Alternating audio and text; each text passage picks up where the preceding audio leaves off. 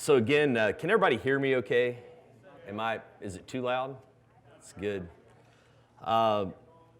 So without question, it's a pleasure and honor to not only be able to address you all, but also to be able to host the 2015 Grassfed Exchange meetings. This has been as I will articulate to a certain degree, it's been a milestone and a long road to hoe for us pertaining to getting to this point where we can have the critical mass and the data and the research to be able to share with you all as we work to forward an upcoming industry. So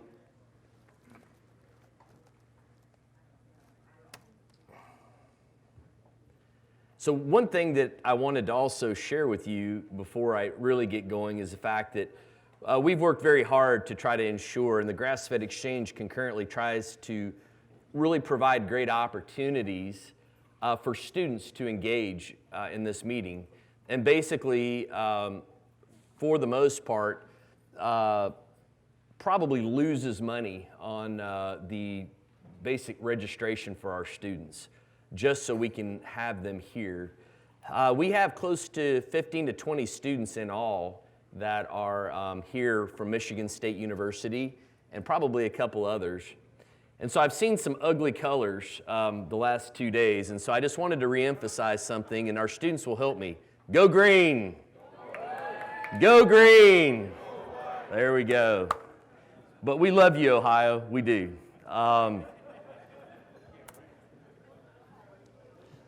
One thing from a university perspective that is important is that when you look at our Ag Bio Research mission and statement, it says helping agriculture and natural resource industries in Michigan, the nation and world, through research that improves quality of life, enhances profitability, and promotes environmental stewardship. And you know, you do hear a lot of comments about universities and the things that you know, Monsanto you and those kind of things. But ultimately, all establishments, all institutions are flawed inherently. They're flawed. But ultimately, there's good people at each and every one of them. And I think ultimately, for us to move forward in a proper conjecture, it's most important to identify the good people at the institutions that are there and find the people that you can align with and work forward. Because there's good people at all the universities I've been to. There's good people in government. There's good farmers, you know. And so ultimately, it's a real challenge as we address the things that are out there. So without question, I would not be up here if it wasn't for our team. Mr. Doug Carmichael, who's a mentor and one of my best, if not my best friend here, our farm manager, and the guys that work with him, Evan and Ty. Some of the closest relationships I have are with our extension colleagues, Jerry and Cable, Kevin, and Janine. I'm ashamed to say that Janine Schweihofer, who's over here, she's our meat specialist. I taught her. And so it's really, yeah. I have graduate students and a postdoc that concurrently work to provide the data that we're sharing with you guys. Miss Rachel Martin that spoke yesterday, and you know, I'm so impressed with her presence for a young lady to be able to articulate like she did.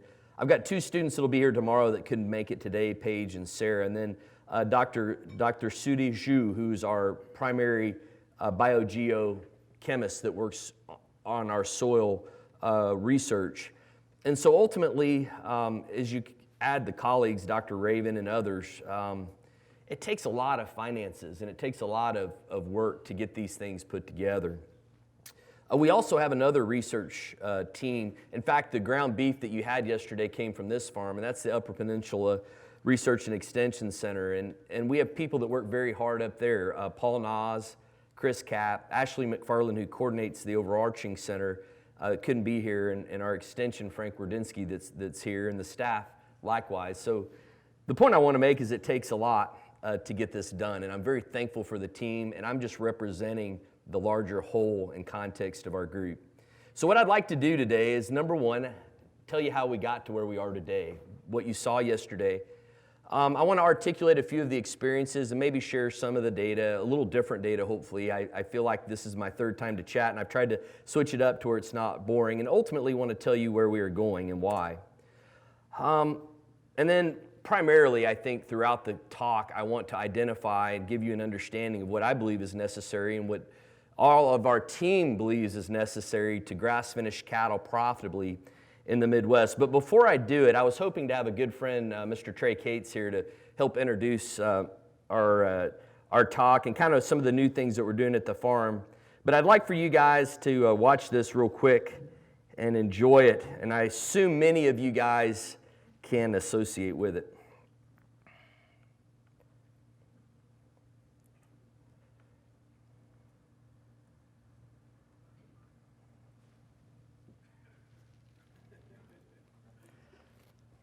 The Lone Ranger. Picture Gabe Brown out in his field by himself with the hand gestures.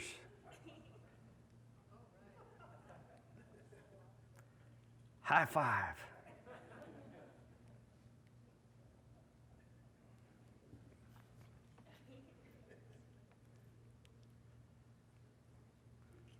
Not a Coors Light in them.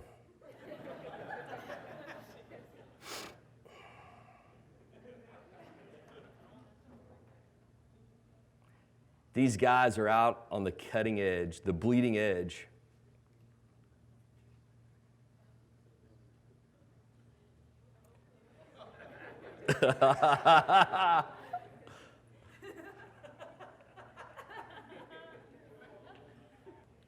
And here they come.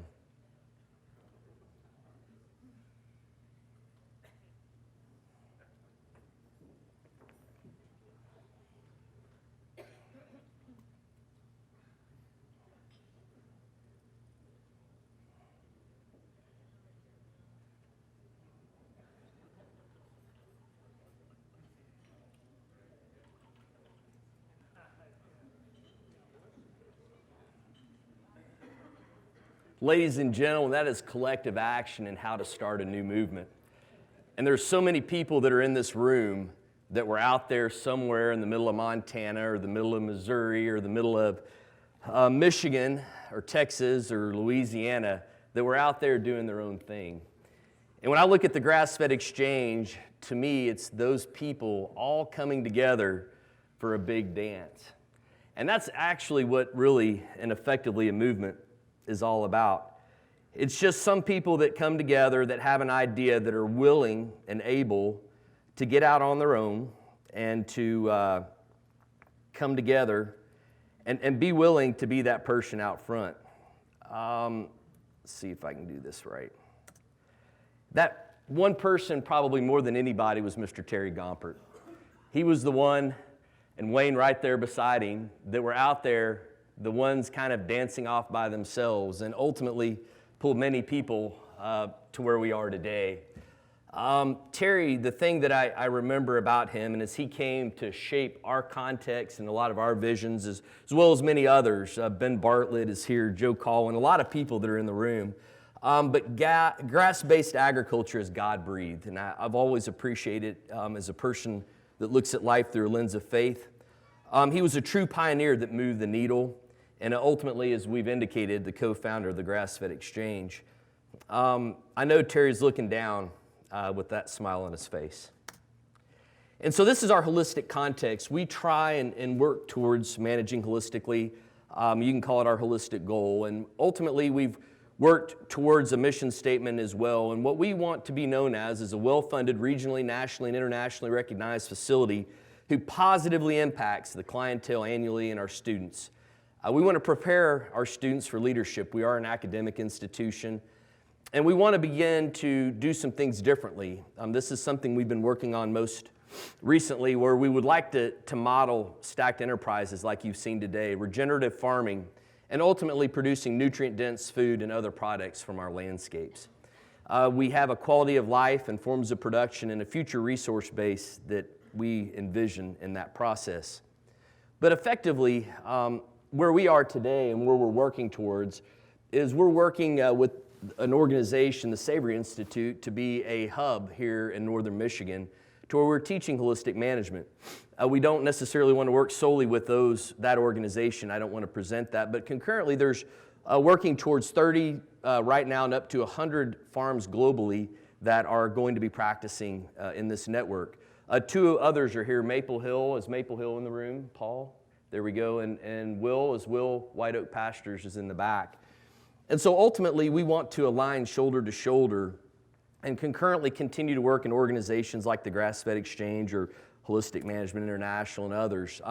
Things that we are going to work to offer at our farms and at Lake City is online education models, data management. This would be an example of the online education. And ultimately, our goal is to try to inject this type of teaching into the undergrad education that's also at Michigan State University. The things concurrently to this, creating land plans using GIS, and be able to take advantage of those things. And so that's kind of where we're thinking and what we're doing from an academic perspective. But I know that you guys want us to talk about beef and how to do it right. And so I don't want to come to you in a gloating or in a deal, but every now and then you get an email that just gives you affirmation. And our team, received this from a person that distributes and also supplies our beef. And they said, I don't know if you hear it enough, but the end result, the beef is some of the best I've had in close to 30 years in the business. And I hear the same from other very talented and experienced chefs. The taste, texture, and flavor of your work is something that I hope continues on for many years. I'm not sure you've heard, but a while back, one of our customers did a blind taste test with MSU beef and Cisco Certified Black Angus program, and the MSU beef won. And so for all the naysayers that grass-fed has an off flavor, and for all the naysayers that say you can't do it well, we stand, and our producers that will come up here later stand as a testimony to say that we can, and we can do it profitably. We've only been in this business for 5 years, and there's others that have been in here for 30. And if we can figure out, and Luke, where are you, buddy? As an academic institution, then anybody can. What on average does our production look like? Well, our cows run about 1250 to 13. That may be too big, but ultimately in our environment, that's where they kind of hang. The average mean age of the cow herd is going to be probably not over 5, 4.5 to 5 with our turnover. The average live weight of the steers that we've slaughtered over the last 3 to 4 years have run in the 1,200 pound range and at about a 19-month average slaughter.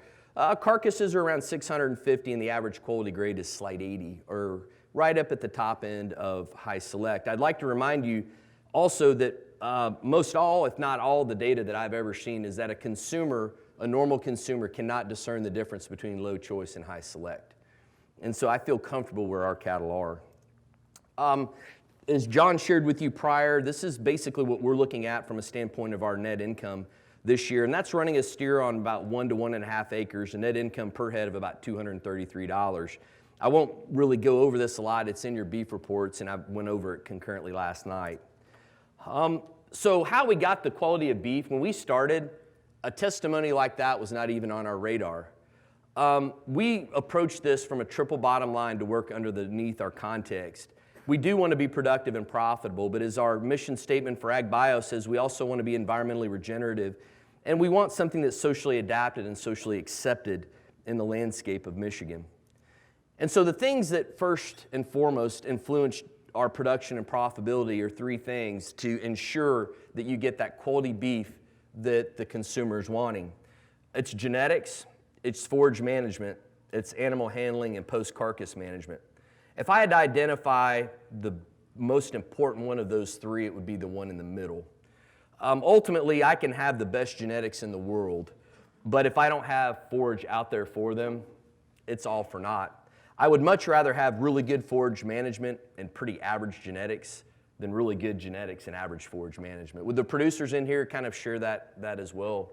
We do need it though, but I think forage management is where a majority of our money most likely should be spent. When that's taken care of, we can look more at the genetics where ultimately important. And as our meat specialists would also tell you that the way that the animals are handled and the post-carcass management are very important to ensure you have a great beef product. One thing we're very proud of is the fact that the animals that we put together in the cow herd we put together were pretty quiet yesterday, weren't they?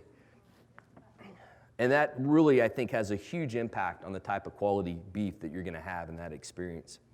And so first and foremost, when it comes to genetics, above all else, above the beef quality, above the yearling weight growth or the weaning weights or whatever, the cattle that you have must be adapted to the environment that you're in above all else. I'm going to quote Dr. Harlan Ritchie, who's a mentor of mine that's been just a mainstay at Michigan State. And he always says that we've got to first and foremost put pressure on fertility. Because if you do that, everything else will come into play. And Alan Nation has also made that same quote of Harlan's in his book about producing grass-fed beef. And if we put pressure on fertility, not meaning we just open up the feed bunk and let everybody breed back. If you put pressure on fertility, if you make the animals function in your environment, your carcass quality is going to follow. I believe that. And they also must be able to eat grass and high volumes of it. They must also be able to consume high amounts of fiber. I'm not a geneticist, but I would without question, defend the statement that I can take an animal that can gain very rapidly on grass and put a starch in front of them, and they'll gain even that much better. If I take animals that just can do well on starch and put them on grass, I don't believe the same thing would necessarily happen. And so something I want you guys to understand, when we talk about frame and we talk about mature size, and this comes from stuff that was in the 1980s, okay, is that a medium weight, a medium frame animal is considered to be about 1,200 pounds, a medium frame. A small frame's 1,000, a large is 1,400. The other thing I want to drive home is typically, and I say typically, for a steer to have a fighting shot at grading choice, he needs to be about 110% of his dam's weight, maybe 100% somewhere in there. Heifers would be less. And so if you start getting 1,400-pound mother cows, you'll never get them finished, okay? You can do it with 1,000-pound ones, and many of you may be able to make that work. But for those of you that are in the meat business, having 500-pound carcass weights and 8-inch ribeyes probably aren't going to be what the retail is looking for. And ultimately, we try to stay in that middle ground. Our cows, I think would probably be able to do something like this. And so that's basically something that you've got to keep in mind. And the other thing is that it takes more energy to put on a pound of fat than a pound of protein. And so what we know about growth curves is the animals that grow fast, they will accrue protein, they will get heavier muscle, but at some point they shut off. And whenever they shut off, they have to start eating more to put on a pound of fat. And so ultimately, it's up to you as managers to be able to find that ideal endpoint to where you're not sitting there trying to get them fatter and fatter, because it doesn't work very well in terms of your pocketbook. And so that's what you should be looking for. If you have a very small framed animal, you're trying to get heavy, you're putting considerably more feed in front of them, and ultimately they're just going to get fatter and really isn't going to help you from a red meat yield perspective. If you have very large ones, you may be continuing to grow protein, but they'll never shut off. The next thing I want to talk about is how cow size and when I'm learning about fiber digestion. I wasn't planning on putting this in here, but our conversation last night led me to do that. I did a trial, Doug and Jerry and Kate, our team did a trial, 5 years ago. And what we did is we took, right when we got that Red Angus herd, again, we had the big Simmental herd that we had prior. And so what we did is we took 3 of our small cows and we put them on 4 acres. We put 3 of our small cows and we put them on 4 acres with irrigation, with a K-line irrigation system. We put 5 small cows and irrigated them on 4 acres again. So I've got 3 small without, 3 small with, and then 5 small with right in here. And then I took 5 of the big cows and I put them on 4 acres with irrigation. And ultimately, if you looked at the weights of these cows, I'm not going to go into the kilograms or anything, but the small cows weighed about 12 to 1250. The large cows weighed about 1450 to 1500. So roughly a 200 to 300 pound difference in terms of their mature weight. And so what we did then is we went and measured pre and post forage mass. Our goal was to see how much beef that our K-line irrigation system could actually sustain. And so what I found was rather shocking. When we talk about intake, we talk about cows should eat roughly about 2 to 2.5% of their body weight, correct? Somewhere in there. How many have been told that? Everybody, right? I don't know who figured it out or who said that. And so when we looked at our forage disappearance and when we looked at the overall volume of forage that was being consumed, there was no difference in the amount of forage that disappeared with the 5 little cows and those 5 big cows. So ultimately, when we did the math, those 5 little cows were eating close to 3% of their body weight, where the bigger cows were eating closer to 2% of their body weight.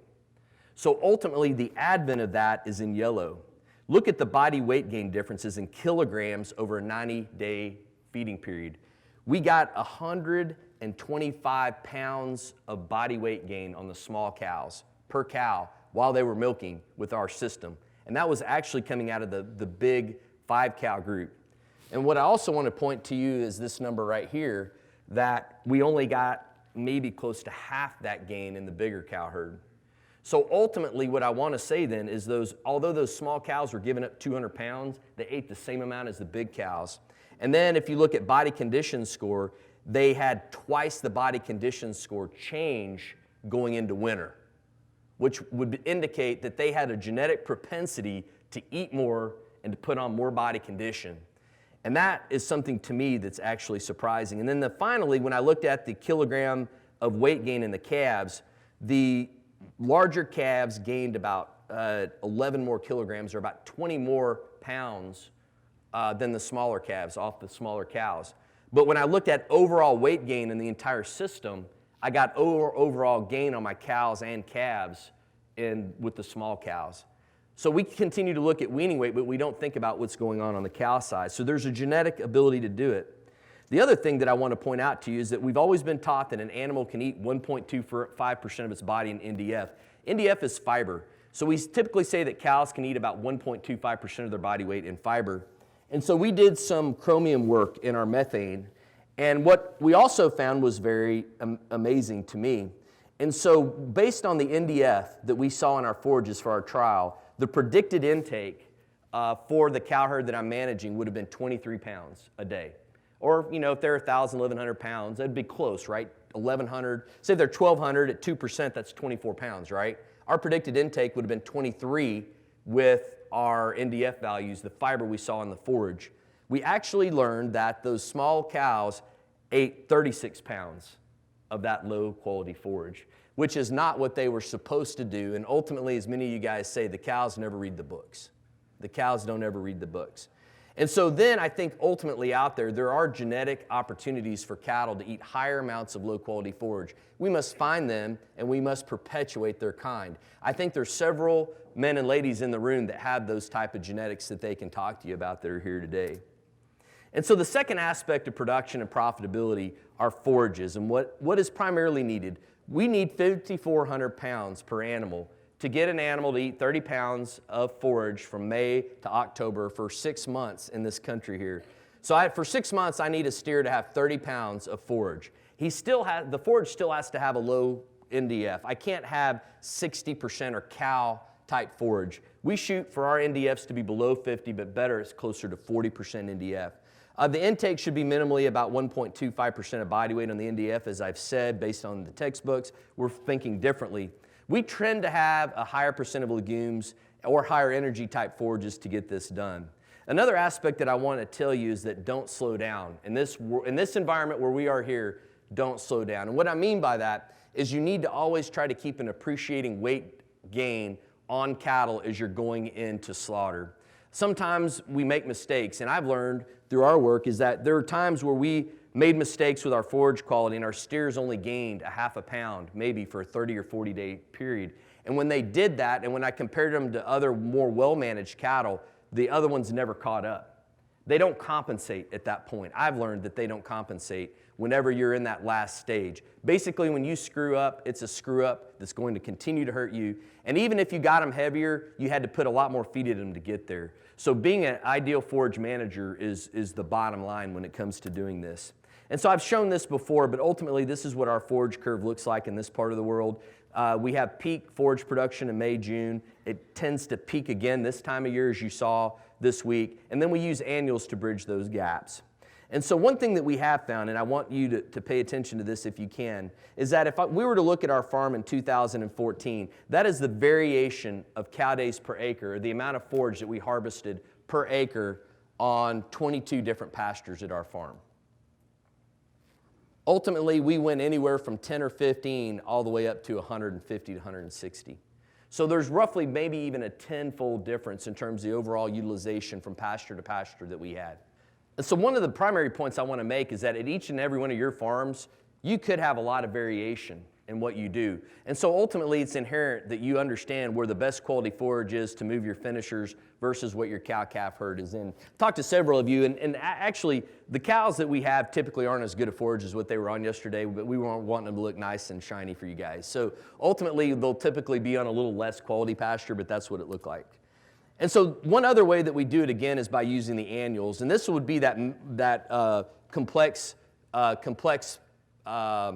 cover crop that we showed yesterday that's in the trial that Rachel talked about. And effectively, this would be a 5 or 6 species cover crop. And just a couple things to show the advantageous of having more energy there at the end. When it gets later, a few slides. Typically, as I commented, we want to keep our NDFs closer to 40 than 50. And as you can see, the complex mixture, which is the one on the bottom, ran around 35% NDF the entire time. Remember, the less fiber, the more intake. The more intake, the more energy. The more energy, the more weight gain. The more weight gain, the more apt they are to grade choice. The red line is going to be the simple mixture. And then the mixed pasture in the fall, that's what the NDF looks like. Almost cow-type forage. Even though it looked good, it's almost cow-type forage for us. And so this is the overall weight gain. From day 0 to day 30, as Rachel indicated, the mixed pasture, which is the bars in the middle, had the most performance. Those cattle gained roughly 3 pounds a day for those first 30 days of our trial. The cattle on the complex mixture, which would be the light purple, gained 30% less. And the reason, again, as people indicated, we had way too much energy in there right now. Or what I want to say is we have way too much crude protein, not enough fiber, not enough digestible energy. There's a lot of water early on and it goes through them. When we look at it through the final 30 days, when we look at that complex mixture, we got over 3 pounds a day in October in Michigan grazing. And that's feedlot gain, ladies and gentlemen, and we can do it by using the energy that are in these annuals. And so that purple bar, if we looked at it overall, is if I would have married the grass, the mixed pasture, to the annual for 30 days, we'd have seen easily the most desirable combination of weight gain through that last 60 days of finishing. And so the strategic opportunities that are there to do this, but we have to be good managers and figure out what works and what doesn't. Ideally, that mixed annual should have more warm seasons in it as we bridge into it. We didn't do that 2 years ago because I didn't know better. And ultimately, the final thing that it's very important for you to understand is that when we took those cattle to rail, the ones you saw yesterday, there's a 50-pound carcass weight difference in those cattle coming off that complex mixture versus the mixed pasture. And that's only on a 60-day period. The dressing percent was 5% higher and 2% higher for that complex mixture. And so ultimately, if you took it at a $3 difference, that's $159 more per carcass. They were stocked at 1 animal per acre, so that's $159 more. We figured we had $120 in it, so we probably got a minimum of $30, but maybe up to $50 more per animal by using that at the end. But the other thing to remember is that you also had considerably less weight gain as well. So that's actually what those will look like in the October time of year, the November time of year. We went through and used our heifers, the same kind of heifers you saw yesterday, and put them out there. And ultimately they were at about in there, and we got, overall we calculated we got 5,700 pounds of dry matter utilization, or close to 3 tons, or 200 cow days per acre out of that field. The final thing when it comes to really getting this done from a standpoint of the animal side of the equation is you have to pay attention to your animal handling and quality. If you're not good animal handlers, if you haven't been trained, there's people that can help you. I know, like Dr. Bartlett, for instance, is an outstanding animal handler. There's many more probably in this room. But in order to do this well, the cattle must be calm and handled gently. We also would maintain is that as those cattle go to slaughter, they need a minimum of 0.25 inches of back fat over their last rib. Ideally, we shoot to have minimum of 3/10 of back fat. And what that does is it protects the carcass from cooler shrink. I would, and I'm not an expert, but I would actually ascertain that a majority of the issues we have, or a lot of them, are sending grass-fed cattle to slaughter that are too thin, they aren't finished, And what happens is we have two things. The carcasses shrink up, and then they have cold shortening, which is those muscles seize up. And when you have that, you get that metallic, bad eating experience that some people correlate to grass-fed beef. The other thing that I would also really say that's very important in the equation is you must know your packer and you must know your processor. You must have faith in them both, because they are the people that know how to properly age. We typically age our cattle for 7 days. There might be times with it or sooner, but we do chill them in a bag or age them in a bag. And these people know how to do it, right? And the other aspect I'd like to say especially is that we have to have the cuts consistently done. You have to have portion cut experts that are in here, and there are some also that are in the room. So I'm going to keep moving. The second aspect I think that's important is that we have to understand the benefits that we provide to the environment. There have been many life cycle analyses that are done in grass-fed beef. And effectively what they are management models for beef production. And what they do is they range from an intensive confined feedlot to an adaptive or a holistic planned grazing type scenario. Several of these assessments are out there, and effectively we want to look at the environmental footprint of different beef systems. I would say that there's a lot of them out there that have, without question, and refereed papers have missed the mark. The models that I've seen that are commonly criticizing for grass-fed beef, Capper 2012, Eschel et al. 2014, Ripple et al. 2014, have indicated there's diminished meat per yield per unit land, there's increased enteric methane due to fiber digestion in the rumen, and because of those two aspects, they will never compete with the feedlot model. I stand in front of you not ever wanting to denigrate one model over another, but I also want to stand in front of you that we need to tell the whole picture, and we need to bring truth in front of people. And ultimately, what we have found is that these things can be way off because of the primary driver of what grazing animals do to sequester carbon back into the topsoil. And if we don't account for that, we are not telling the true story. It's like trying to ignore the dead zone in the Gulf of Mexico for the sake of efficiency. And so I've been able to work with, thank you guys, yeah. I've been able to work with some really blessed people, Peter Bick that was here, and we've been working on some projects. We have our Shell guys here and others. There's the booth that's out there that Shell's working with Peter that please sign up for. And so what we've done for the last 3 years at our farm is we've tried to equate total emissions to what we're doing. And over that far bar, and not to talk a lot, we've measured soil emissions, we've measured enteric methane, we've measured basically all the emissions that are out there.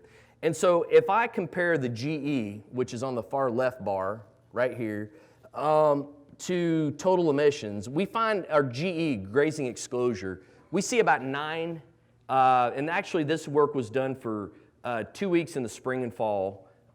We see about 9 metric tons of CO2 or carbon flux emitted per hectare, carbon equivalents, I should say. Our system A, which is a low input, low stock system, 1 cow-calf per 1 hectare, 2.5 acres, our emissions come overall at 13.9. We looked at the impact of our system in that 64-acre block that we were in yesterday, where we're really pushing it. And when we heavily stocked that, our emissions jumped up a little bit more at 15.4. And so what we did then is the things that I wanted to also discuss with you is that the enteric methane is 2.1 and 4.9 for System A and System B. And again, that's on a carbon equivalent kilograms per hectare per day. The main driver, and as Ben and others type really indicated, when you look at overall flux, if you account for everything, the main driver is in CO2 and what's going on below ground and the emissions that are going up and down. Ben, we saw slight improvements in CO2. We saw a little more CO2 go up in our graze versus non-graze, but not the 30% that you indicated. But I think there's a lot of variability. It can be weather related, it can be moisture related. There's huge covariates that one must account for in this. But what we then did is we rolled this into the production we know we're gaining on our feedlot or on our grass-fed model. And so what we effectively did is, first of all, we took effectively all the inputs we're putting in our grass-fed model. So we took our cow methane emissions, what we think is going on from an emission, and we developed a model and we rolled it into what would happen if this were a grass-fed model. What does the overall carbon footprint look like? And what we found in System A, and that's that low input, is that overall we're seeing in a year about 3.6 metric tons of CO2 go up in a low input model. And then we found it was like 7.4, and that's CO2 equivalents, not carbon, okay, CO2 equivalents. And we found that that's basically kind of what's going on, right? 3.6 versus 7.4. The reason it's double is because we had double the stocking rate. So then when we put that on the animal equation, not on acre, an animal, we found that the more intensive grazing system actually had a lower overall emission because they're more, the forages are less fiber. We just effectively found that we had less overall methane going up per animal on our intensive one. But what I want to tell you then is that when we roll that into how much carbon we need to sequester per hectare per acre, basically on a hectare, I need effectively 1.0, about 1 metric ton per hectare per year to break even in a low input system. I need about 2 metric tons per hectare per year to break even in a intensive grazing system, okay? And so what does the data say about that? Basically the data says that there's a broad variation. Most of some of the better papers that are out there, I've seen 3, I've seen 5. There's one that was recently published out of Georgia. We in fact will potentially visit the people next spring that did this work, that it's upwards of 8. Now don't be fooled. This doesn't just happen over time. There's dynamic equilibriums that happen. We only can put so much up and bring so much down. Disturbances happen, a lot of things happen. But ultimately the point I want to make is the data would be pretty clear that if we only need to sequester 2 metric tons per hectare per year to break even, that is a very doable figure. And so from an environmental perspective, it looks very good to me that we can produce grass-finished beef and sequester enough carbon to easily break even, if not sequester more in the process, which is a beef production model that is regenerating the soil. And I think we can all say, regardless of all the systems out there, that's one that we should support. I also went through and I've looked at where we are grazing in these different systems. We have the grazing exposure, we have System A and System B. We went down to 30 centimeters across all those areas. And what we found is that when we looked at the overall carbon stocks that were there was about a 30 to 40% improvement in our intensive grazing of soil carbon compared to where there were no grazing at all. A 30 to 40% improvement in soil carbon where we were grazing to where there was no grazing at all. That seems like a pretty good thing, doesn't it, guys? I thought so. I was damn happy. And the other thing that we've been doing for the last 6 years is we've also been monitoring soil organic matter across 9 GPS areas across our farm. The green bar represents a clay soil, the blue bar represents silt, and the red bar represents sand. And what we've also found is that in the blue, the silt, and in the sand, we've seen from 2011 up towards to 2014 over 1% organic matter improvements in our farm because of the managed grazing that we were doing. So this would be when we started really trying to manage what we're doing. We've seen really good improvements in our overall soil organic matter, which would just basically support what you already know. And so the last thing I want to talk about before I close is the social aspects to what we're doing in our work. We've got a set of producers that I'm so proud of that are here. I mean, I just felt so good to watch John up here. It was just really culminating to know that you can potentially make a difference for folks. And ultimately, we're working on a SARE grant that really tries to address some of the social dynamics of a grass-fed local beef system.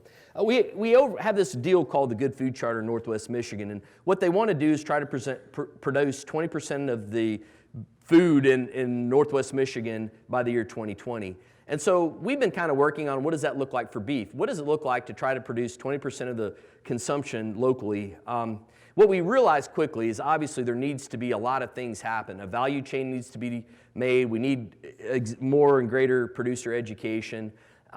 We really have to do quite a few things. But the reason we need to do it is there is a $3 multiplier in beef for every dollar spent.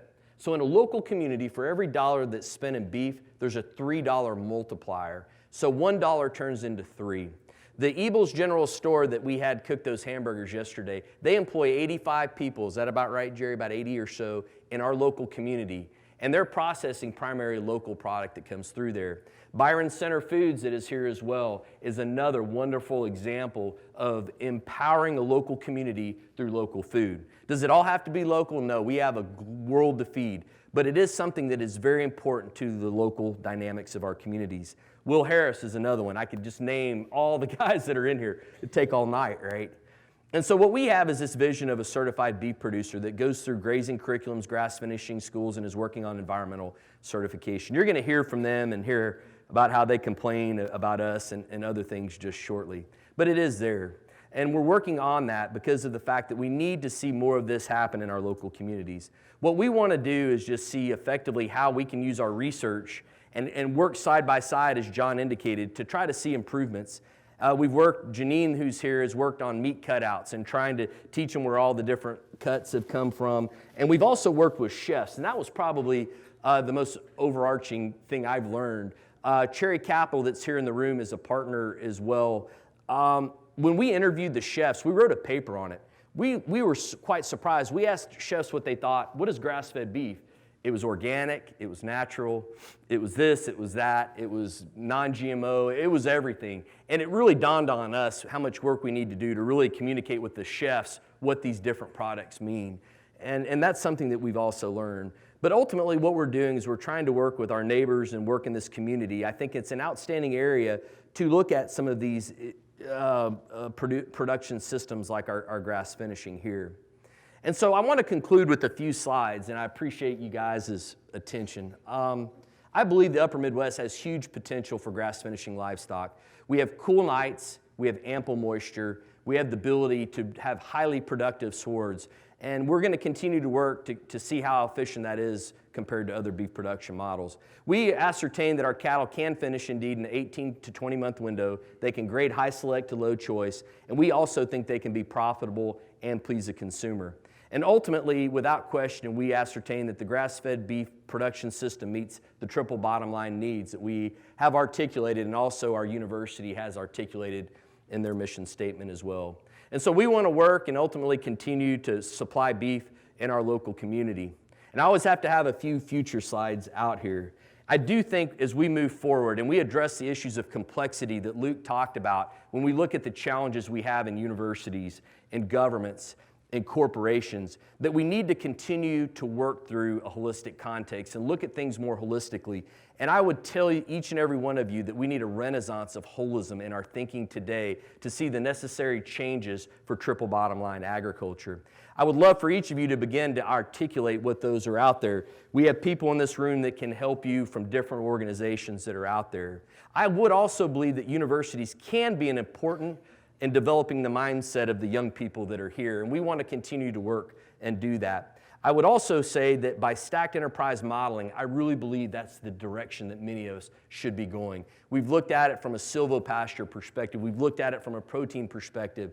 We can look at it from a fruit and vegetable perspective. We have a very integrated farm we're working with in the Upper Peninsula that would also talk about those things. And it's so awesome to be in a room with people. You guys are creating the farms of the future today, and it's an honor to be with each and every one of you.